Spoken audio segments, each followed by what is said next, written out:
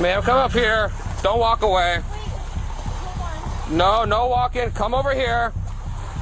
Okay? Walk upstairs, all right? Let's get out this water area. I don't wanna. I'm scared. You're scared? All right, let's walk up here. Let's get off this water, okay? Don't run. Slowly walk.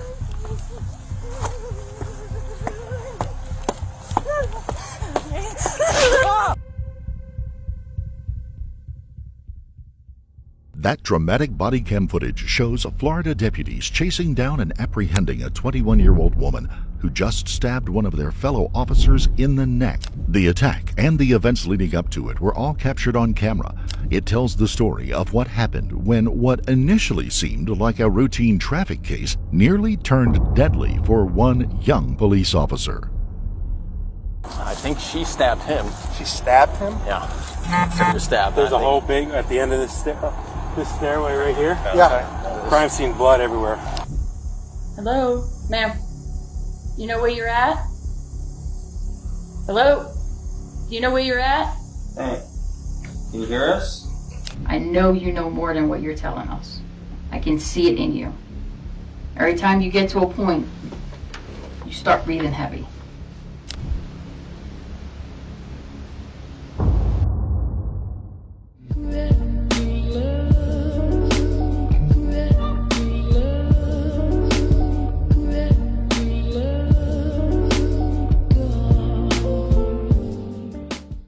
Before we begin, we would like to extend our deepest sympathies to the family and loved ones of the victim in this case, Cody Colangelo. Unlike most victims in the stories we cover, Deputy Colangelo survived his injuries.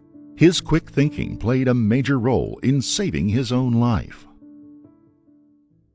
The incident began around 11 p.m. on March the 23rd, 2022, when the St. Lucie County Sheriff's Office responded to a scene of a thunderous car crash in Jensen Beach, Florida. The accident occurred on Indian River Drive, a scenic stretch of roadway that traces the shoreline along the western bank of the Indian River Lagoon. 21-year-old Leigha Michelle was driving like a maniac that night, hurtling along at a high rate of speed and barely missing other vehicles as she raced past them. Then she lost control of her car.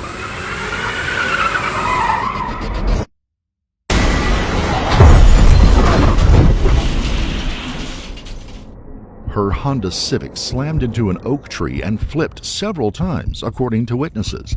The bang was so loud that the sheer force of the crash drew people out of their homes to find out what caused the impact. Leigha managed to extricate herself from her demolished car by climbing out a window. Disoriented and upset, she didn't stick around for long. Witnesses who called 911 to report the accident told operators that they saw her flee on foot. Police officers soon arrived and began investigating the incident.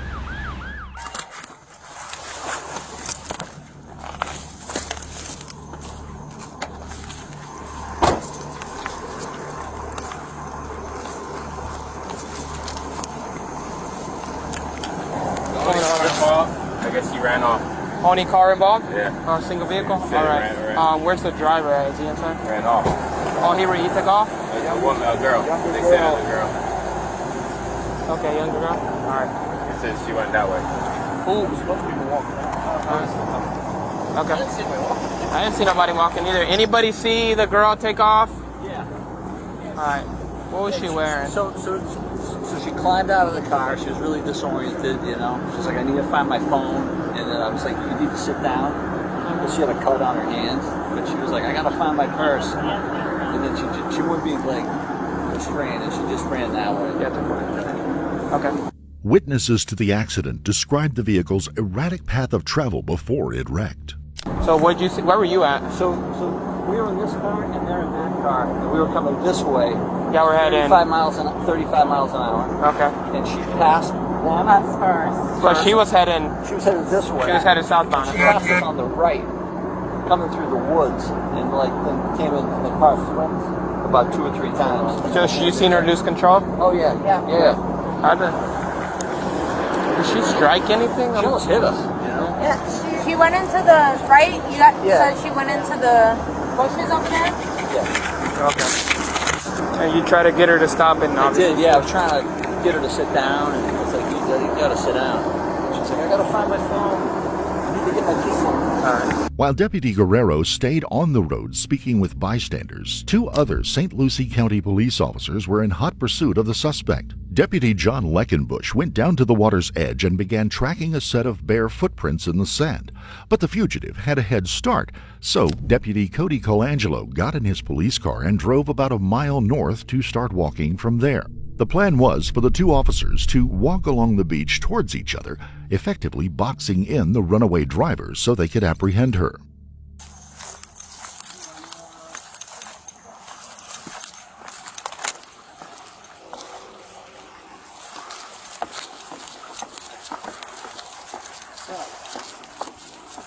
How you doing? Sheriff's office. How we doing? Fine. Did you guys see a girl come down here? We did.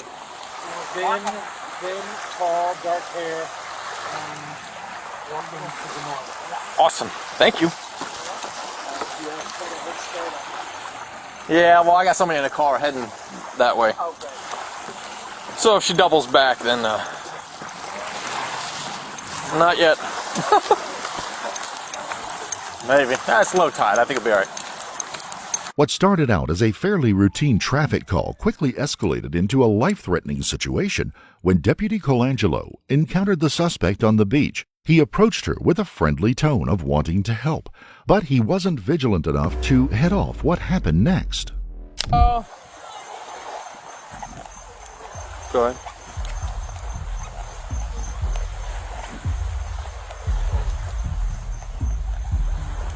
Day 23. Hello.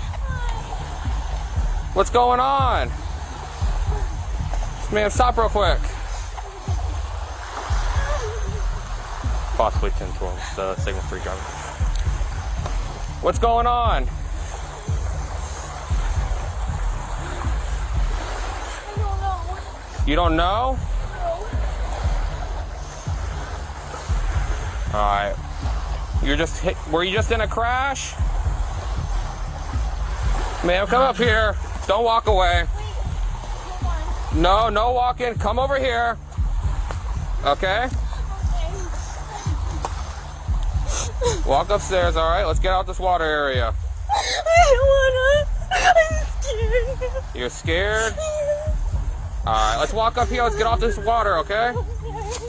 Don't run. Slowly walk.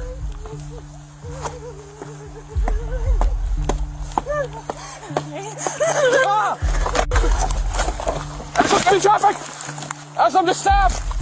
So give me traffic, I'm bleeding! Show me hands! She's right here in the woods somewhere, can we rescue? Spring kill. Leah Day stabbed Deputy Colangelo with a black butterfly knife. After he was stabbed, the deputy fired 1 shot at Leah, but he missed. While he waited for backup to arrive, he kept his position while simultaneously applying pressure to the wound on his neck. The moment that Cody Colangelo's distress call was transmitted over the radio, Deputy Leckenbush's shoreline walk turned into a full-tilt run as he hurried to get to the scene of the attack.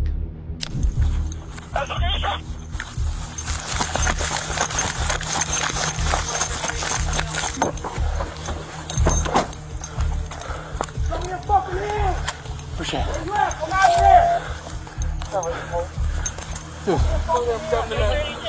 It's a knife, right? Down by the water, 12479 across the street. 12479 by the water.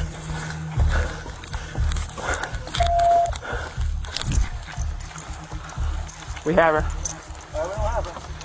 We don't have her. She's in the water. Coming back to.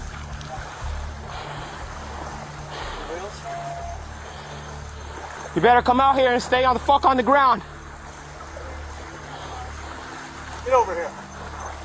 Yeah, we're trying to get her to come back on the water. Get over here. Get over here!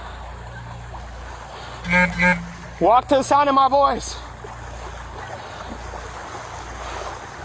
You better not have that knife or I'll fucking shoot you right now. Keep going. Keep coming. I got her. Yeah. Get on the ground.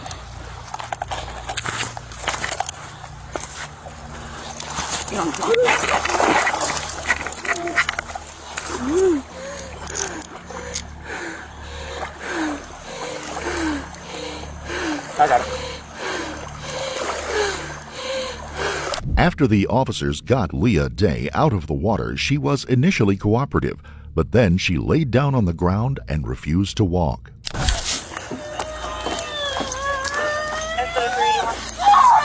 Oh, she's awake now. Now she's awake. What's that? Now she's awake. Yeah. So you do it. Oh, faster way. Somebody get a leg. So the two of us go. Yep. Walk right up. Hey, Dad. Hey, Dad.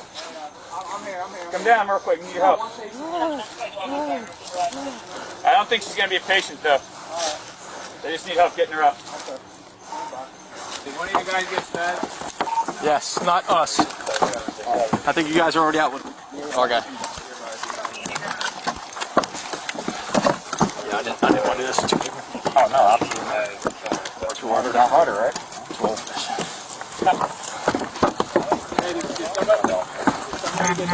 Yes. I'm gonna guess. Put on the valve. Gross. I think she stabbed him. She stabbed him? Yeah. Just stabbed. There's a hole big at the end of this stairway right here. Yeah. Crime scene, blood everywhere. 22-year-old Deputy Colangelo was transported to the HCA Lawnwood Hospital and rushed into surgery.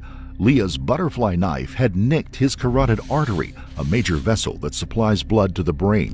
Vascular surgeon Dr. Christopher Bennett harvested a piece of vein from Cody's leg and used it as a patch by oversewing the hole made by the knife. Dr. Bennett said that if the weapon had pierced Deputy Colangelo's neck in an upward rather than downward trajectory, he probably wouldn't have made it to the hospital alive. He added that Colangelo's quick action of applying pressure to his own wound was the most important factor in saving his life and made it possible for him to make it to the hospital.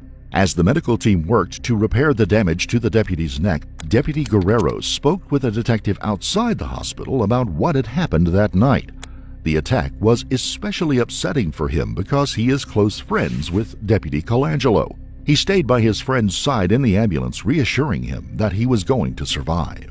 Immediately get to my patrol vehicle, go northbound, at which point I would say Cody was approximately a mile and a half north of us, north of me. Good. While en route, I observed Leckenbush running towards the scene in the direction of Cody, Deputy Colangelo. I stopped. He got into I told him to get in. He got into the back of my patrol, the rear to my patrol vehicle, and we took off.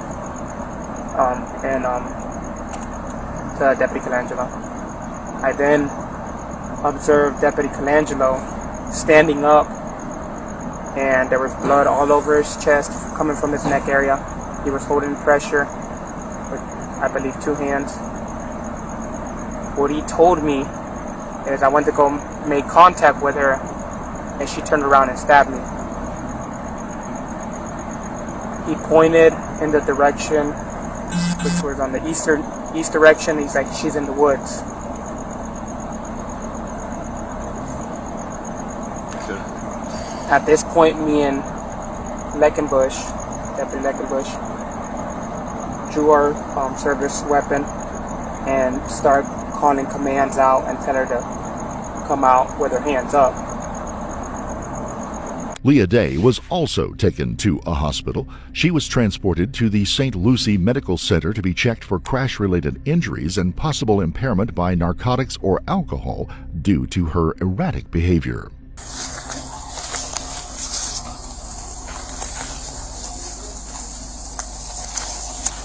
Hey, wake up. You know where you're at? Huh? Do you know where you're at? I'm Detective Dale with the St. Lucie County Sheriff's Office. Do you know where you're at? Do you know where you're at? What's your name? You okay? What's your first name?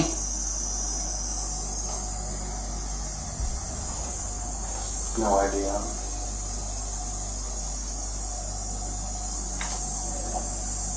Maybe in the car, but it's not really.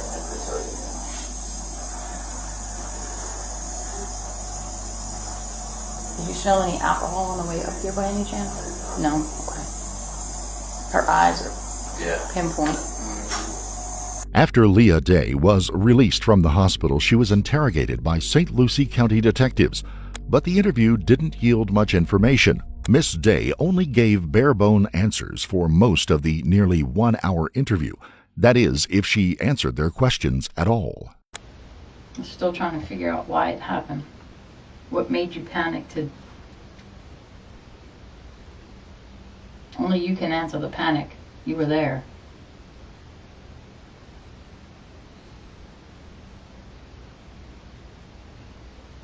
You know, it was obviously something made you panic. And that's what we're trying to figure out. You know, you don't seem like a bad person, you know. Go around and doing stuff, so something made you panic. And that's what we're trying to figure out.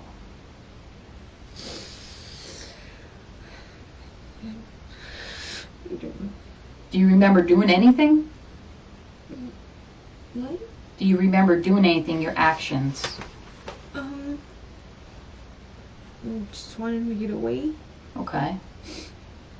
So then what happened when you wanted to get away?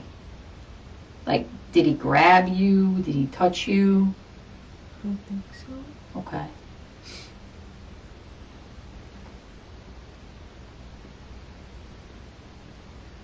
You keep saying, whenever I ask you why all this happened, you keep saying you don't know.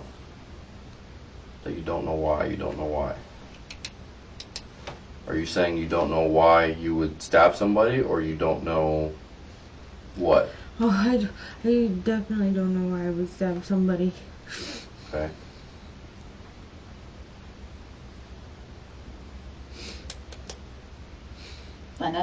And that's what we're trying to figure out, like, what made you panic?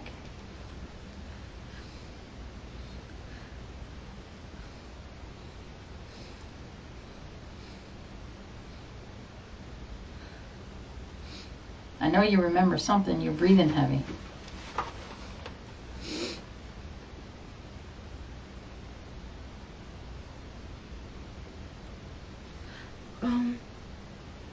Insurance. I don't have any. You don't have no insurance? Yeah, that's why I panicked. Okay.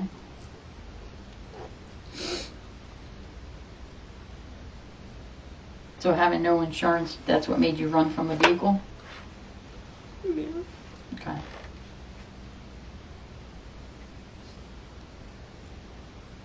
Have you ever been in jail before? No. No? Okay. So, tonight, were you scared to go to jail because of the car accident? Yeah. Okay. So, you leave the scene of the accident because you don't have insurance and you're scared that you're going to end up going to jail.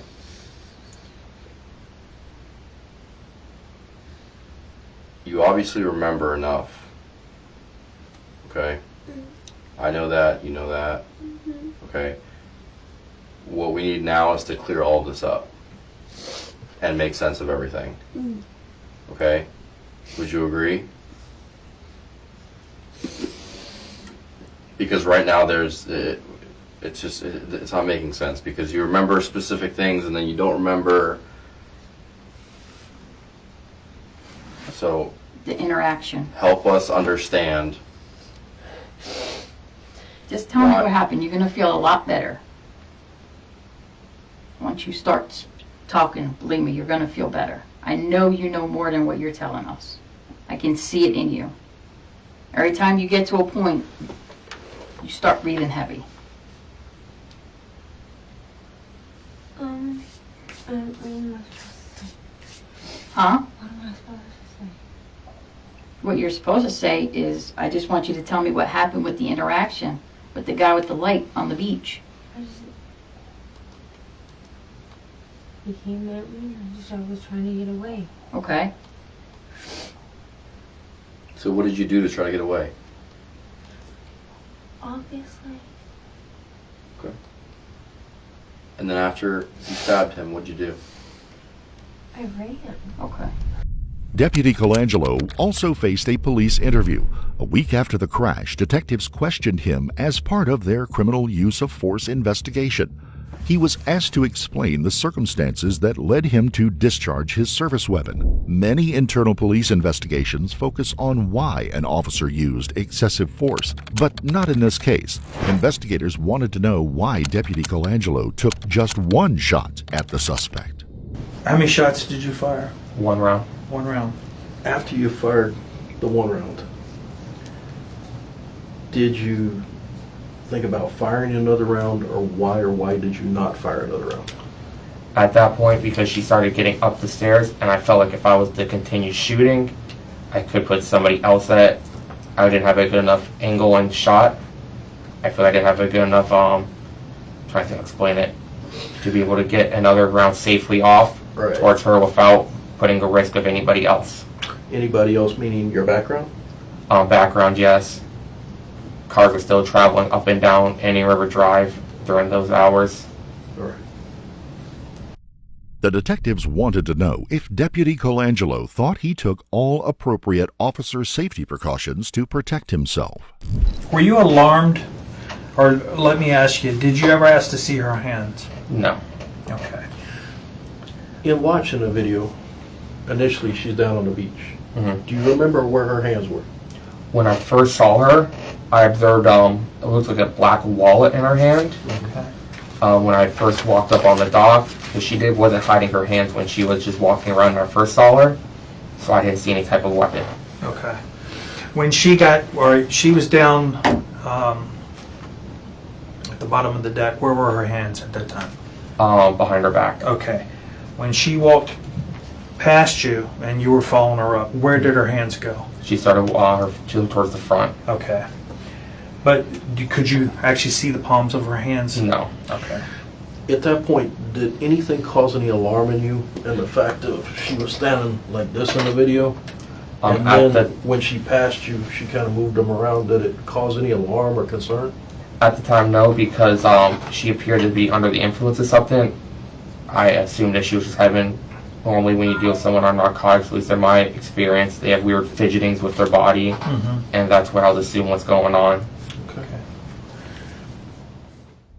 Around the same time Cody Colangelo was answering questions in the criminal use of force investigation, detectives were canvassing residents around the scene of the accident. They also walked the crime scene to piece together more details of what had happened. Detectives also canvassed witnesses in the neighborhood about what they saw and heard that night. They stopped at a house of a man named Dean, the same person who was sitting on his dock with a friend when he saw Leigha run by that night. She went down onto the beach, and we were sitting down here on our dock. So she walked up right at our feet, basically. Okay. And we didn't talk to her because she was just sort of staggering a little bit, and she stopped at the end of the dock and sort of did a 360 and then kept going. Okay. Deputy Colangelo then came down and said, "Did you see anybody come by here?" And we said, "Yes, there was a young woman. She just walked by, and she had been the only one there, so you can find her footprints there. They're the only ones. Okay. They'll take you right to her." Okay. And so he followed her down there. I offered to hold his shoes for him, but he said no, it's all right. It is still a mystery why Leigha Day stabbed Cody Colangelo that spring night in 2022. Prosecutors didn't cite any prior history of violent criminal behavior. In December of 2019, Leigha was charged with misdemeanor petty theft.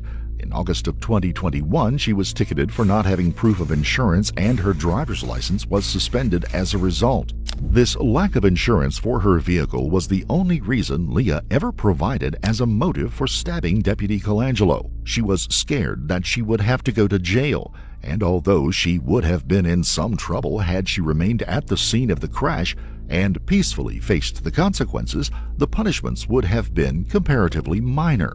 In April of 2024, a jury convicted 23-year-old Leigha Michelle Day of attempted first-degree premeditated murder of Cody Colangelo. She was sentenced to life in prison. If you found this case compelling, don't forget to like the video, comment down below, and give us your take on it. And please subscribe to the channel. We're on our way to 1 million, and we'd love to have you along.